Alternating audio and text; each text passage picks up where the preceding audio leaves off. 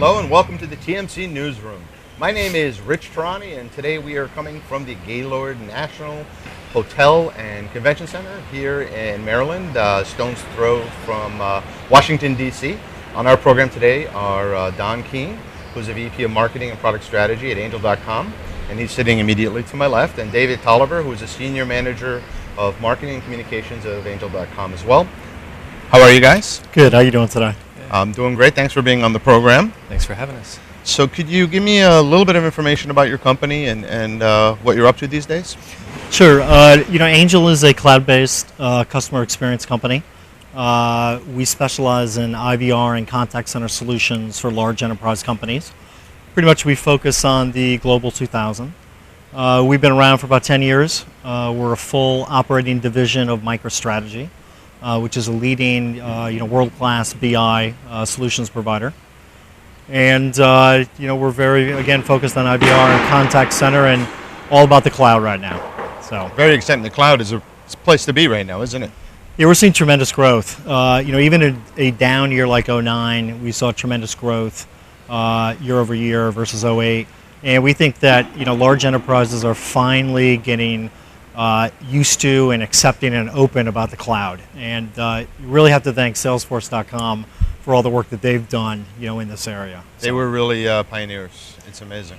Yeah, they really, for 10 years, they've been pounding the pavement on the messaging. And, now with so many cloud-based solution providers, I think large enterprises are having to take notice. Mm-hmm. And they also, from a CapEx perspective, have no choice, right?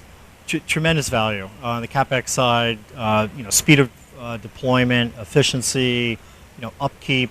The days of hardware, the days of high-end maintenance and things like that are really, I think, going to be in the past here over the next 5 to 10 years. I mean, it's been interesting from a stakeholder standpoint. We've been watching even the IT stakeholders within large enterprises finally starting to cheer and get on board and support the cloud-based offerings. So that's exciting for us, as a company. So one of the biggest challenges to adoption for cloud in the old days was security. Is that less of an issue now? We believe it is. I mean, things with PCI compliance. We're PCI compliance to the highest level.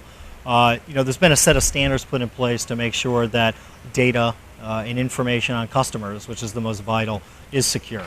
And I think that's why a lot of large companies in financial, retail, technology, are feeling more comfortable with putting their information in the cloud.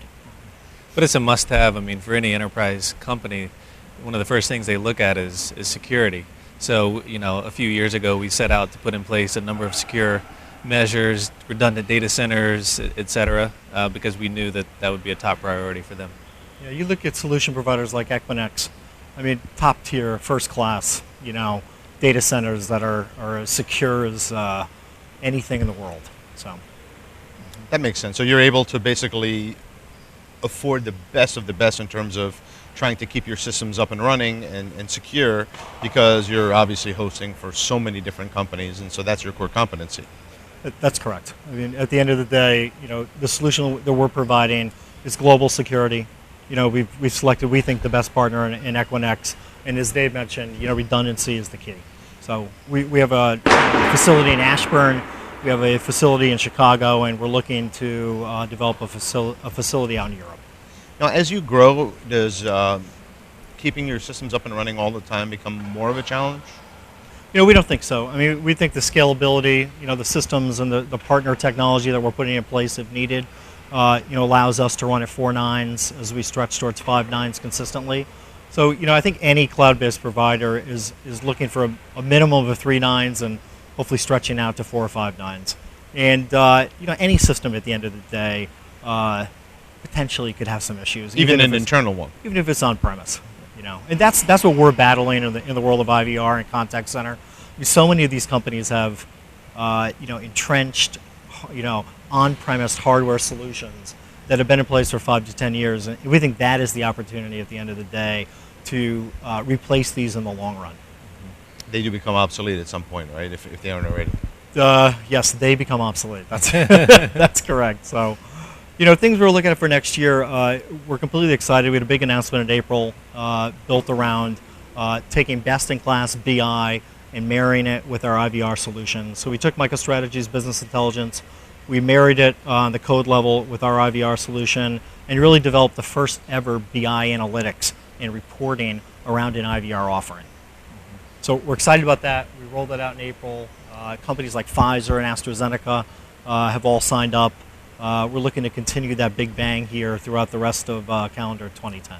Do you see that as a big trend going forward in the industry? Definitely. I mean, analytics and reporting, I think, in this economy are absolutely critical. I think more and more business decision makers have to look at the analytics and get more bang for the buck as they're looking to drive cost out of the business. I mean, anything more you want to add?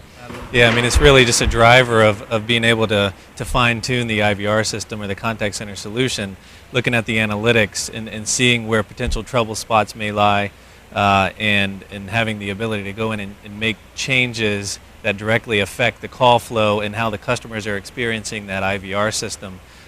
You really can't do that if you have no knowledge of what's going on in the IVR. So the more people are trying to cut costs, or the more people are trying to increase the customer service side of things, they really have to look at this data that's kind of been left, in the background.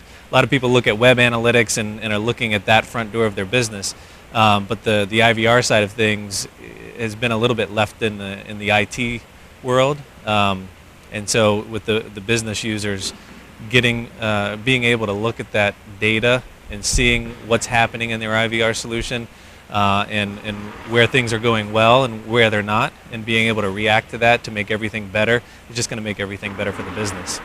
So we've taken BI with IVR and we've wrapped it in something we call Caller First.